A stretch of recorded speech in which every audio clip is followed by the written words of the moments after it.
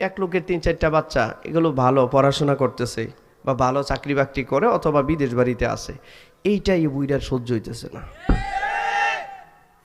এত খারাপ লাগতেছে, সে যেন ঘুমাইতেই পারে না রাত্রে চিন্তায়, কিরে এই বাড়ির ছেলেগুলো এত ভালো করলে কেমনে, হ্যাঁ এরা এত ভালো থাকে কেমনে, এরা পড়াশোনা করে কেমনে, এরা বিদেশ গেল কেমনে, সেইটা নিয়ে খালি তার যে ভিতরে হিংসা তো অহংকার দাম্ভিক, সারাদিন বড় ঘুরতেছে আর হাইটে হাইটে মানুষের কাছে এই বদনাম করতেছে, আছে না? হায় রে মানুষ, কবে মানুষ হব আমরা কবে মানুষ হব বলেন? এই এই এই এই পাপ করতে করতে লোকটা কবরে চলে যায়, যখন মরে তখন মাশাআল্লাহ জানাজায় সামনে দাঁড়ায়া ইমাম সাহেব বা তার লোকজন বলে উপস্থিত সবারে, লোকটা কেমন ছিল? তো আপনারা কি বলেন? হ্যাঁ, খুব ভালো। কেমন ভালো জানেন না? এই কথা, এই যে সমাজ ব্যবস্থা এগুলো চলতেছে, এগুলো কবে ঠিক হবে? মারাত্মক অপরাধ এগুলো। আল্লাহ তাআলা বলেন, ওয়াইলুল লিকুল্লি হুমাযাতিল লুমাযা। রব্বুল আলামিন বলেন, মানুষের সামনে পিছনে যারা সমালোচনা করে আল্লাহ তাআলা এদের জন্য জাহান্নাম রেডি রাখছে।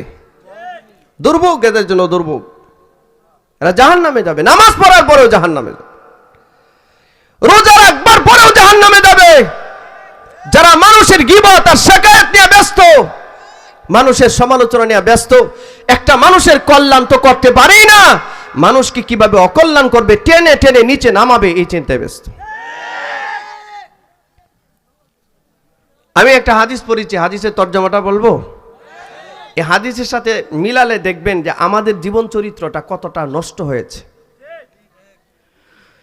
আল্লাহ রাসূল সাল্লাল্লাহু আলাইহি ওয়াসাল্লাম বলেন,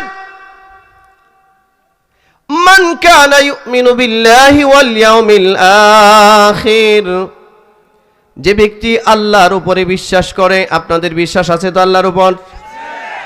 যে ব্যক্তি পরকালে বিশ্বাস করে, এই দুইটা কথা বলেছেন, মান কানা ইউমিনু বিল্লাহি ওয়াল ইয়াউমিল আখির, যে ব্যক্তি আল্লাহর উপরে বিশ্বাস করে আর পরকালের উপরে বিশ্বাস করে, ফালা ইউদি জারাহু, সে যেন তার প্রতিবেশীকে কষ্ট না দেয়, সে যেন তার প্রতিবেশীকে। আচ্ছা, আমরা এখানে প্রতিবেশীর সাথে কার কার সম্পর্ক ভালো? হাত উঠায়েন না, হাত উঠায়েন না, হাত উঠায়েন না, আমি উঠাইতে বলছি না। হাত উঠাইলে তো কম উঠবে, হাত বেশি তো উঠবে না, ঠিক কি না?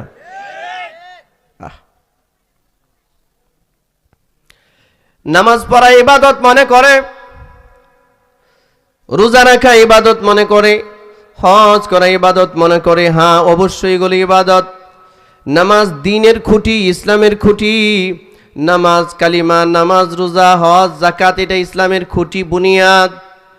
কিন্তু শুধুমাত্রই এগুলো ইবাদত নয়। ইবাদত এইটাও, আপনি আপনার প্রতিবেশী যিনি আছেন ওই প্রতিবেশীর সাথে সুন্দর ব্যবহার করবেন, তারে কষ্ট দিবেন না, এটা ইবাদত। বিশ্বনবী সাল্লাল্লাহু আলাইহি ওয়াসাল্লাম বলেন, ইবাদতের ক্ষেত্রে একটা ব্যাপার হলো, একজন মুমিন যদি আরেকজন মুমিনকে একটা কথা বলেও সাহায্য করে, খুব খেয়াল করেন, একজন ইমানদার আরেকজন ইমানদারকে যদি একটা কথা বলেও সাহায্য করে, আল্লাহর রাসূল বলেন মদিনার মসজিদে ধারাবাহিক 10 বছর ইতিকাফের সওয়াব পাওয়া যায়। সুবহানাল্লাহ। কয় বছর? কোন জায়গায়? মদিনার মসজিদে 1 রাকাত নামাজ পড়লে 50,000 রাকাত নামাজের সওয়াব হয়।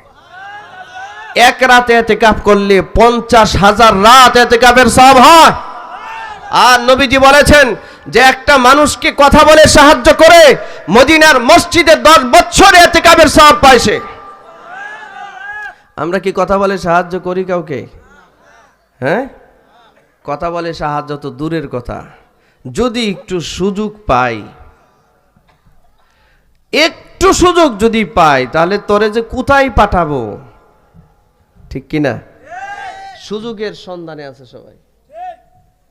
আমার এই বাস্তবমুখী কথাগুলো আজকে আপনাদের ভালো লাগবে না, আমি জানি এই বয়ান ভালো লাগবে না, কিন্তু ভালো না লাগলেও আমার বলতে হবে। আমি জানি আপনারা আমার দাওয়াত দিবেন না, আমি দাওয়াতের প্রয়োজনও নাই আমার, আলহামদুলিল্লাহ আমার অনেক দাওয়াত আছে। আমি তো এটাকে অনেক রিকোয়েস্ট করে এই দাওয়াতটা রাখা হয়েছে।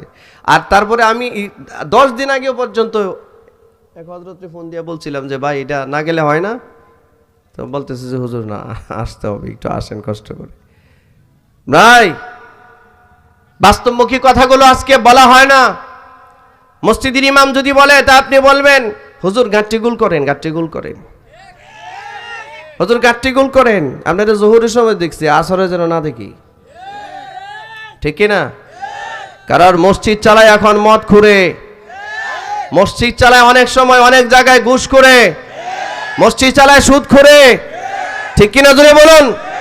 সমাজের সবচেয়ে অত্যাচারী এবং জালিম যে, সে মসজিদকে কন্ট্রোল করে। আপনাদের এলাকায় নাই, অন্যান্য এলাকায় এই সমস্ত আছে বহু। আমি জানি না আপনাদের এলাকায় কি অবস্থা, আমি তো চিনিও না জানিও না, এখানে জীবনে প্রথম আসছি। শোনেন, রাগ করেন না কেউ, আমরা আপনাদের দুশমন নই, আমাদের দোষগুলো শুধু উঠায়া ধরছি।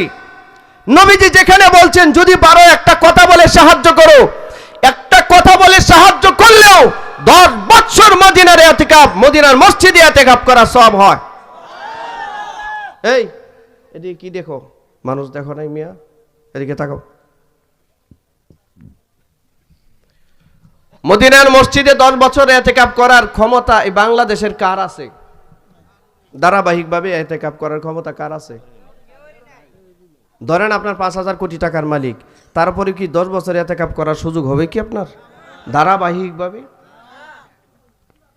যেই মসজিদে 1 রাকাত নামাজ পড়লে 50,000 রাকাত নামাজের সওয়াব পাওয়া যায়, সেই মসজিদে ধারাবাহিক 10 বছর ইতিকাফের সওয়াব আপনার ক্যালকুলেশন করে সওয়াব বাইর করতে পারবেন?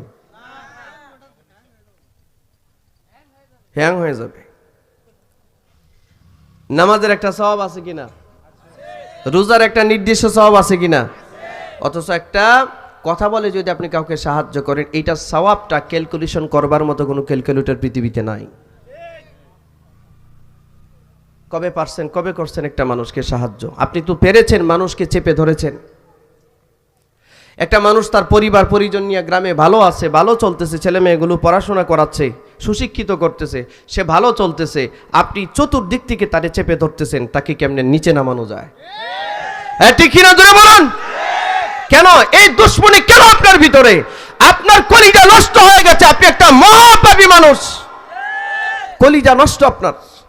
এটা ঠিক করেন, এটাই কলিজা যা ঠিক নাই, মাথার মধ্যে 10 তলা পাগড়ি বাঁধলেও কোনো লাভ হবে না। কলিজা যা ঠিক নাই, কলব যা ঠিক নাই, প্রত্যেক বছর হজে গেলেও কোনো লাভ নাই, কোনো ফায়দা হবে না। এটাকে ঠিক করেন। সম্মানিত ভাইয়েরা আমার, এজন্য আল্লাহ নবী সাল্লাল্লাহু আলাইহি ওয়াসাল্লাম বলেন, মান কানা ইউমিনু বিল্লাহি ওয়াল ইয়াউমিল আখির, যে আল্লাহ এবং পরকালে বিশ্বাস করে, ফালা ইউদি জারাহু, সে যেন তার প্রতিবেশীকে কষ্ট না দেয়। যদি পারেন প্রতিবেশীকে একটু সাহায্য করেন। আমরা ছোটবেলায় দেখেছি, বাড়িতে যদি ভালো একটা তরকারি রান্না হতো, তো এই পাশের বাড়ির কাউকে তরকারিটা না দিয়ে খাওয়া হতো না, একটু বাটির মধ্যে করে বাড়িতে সবাইকে পৌঁছায় দেওয়া হতো, ঠিক কিনা? ছোটবেলায় দেখেছি যখন ইলিশ মাছ আনতো, আমার মনে আছে আব্বা যখন বাজার থেকে ইলিশ মাছ আনতো, আগেকার ইলিশ মাছ রান্না করলে তো গ্রান ছিল, এখনকার ইলিশ তো ডিজিটাল ইলিশ হয়ে গেছে, রান্না করলেও গ্রান আসে না। হ্যাঁ, একটু গোস্ত রান্না করলেও গ্রান আসতো। বাড়িতে একটু গরুর গোস্ত রান্না করছে বা মুরগি রান্না করছে, অথবা একটু ইলিশ মাছ রান্না করছে, একটা সুগ্রান বের হইতো। আগেকার মানুষগুলো কত ভালো ছিল। একটু একটু বাটিতে করে আশেপাশে প্রতিবেশী 4-5 জন যারা আছে, অল্প কিন্তু সবাইকে শেয়ার করে তারপরে খাইছে। একটা বন্ধন ছিল সামাজিক, ঠিক কিনা? আজকে ডিজিটালের নামে, উন্নতির নামে, উচ্চ শিক্ষার নামে আমরা জানোয়ার হচ্ছি, জানোয়ার। আমাদের